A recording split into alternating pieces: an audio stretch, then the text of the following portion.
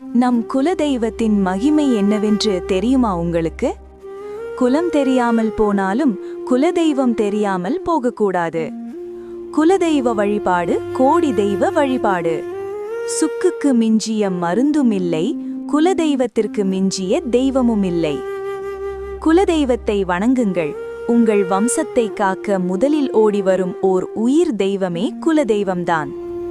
வாழ்வதற்கு காற்று எப்படி முக்கியமோ அதுபோல் குலம் தழைக்க குலதெய்வம் மிக முக்கியம். குலதெய்வங்கள் கர்மவினைகளை நீக்க வல்லவை. குலதெய்வம் பெரும்பாலும் சிறு தெய்வமாகவே காணப்படும், ஆனால் அதன் சக்தியை அளவிட முடியாது. சிறு தெய்வம் என்று அலட்சியப்படுத்தக்கூடாது. குலதெய்வம் என்பது நமது முன்னோர்களே தெய்வமாக மாறிவிட்ட புண்ணிய ஆத்மாக்களாகும். குலதெய்வ தோஷம் இருந்தால் மற்ற தெய்வங்களின் அருள் கிடைக்காது. துன்பமான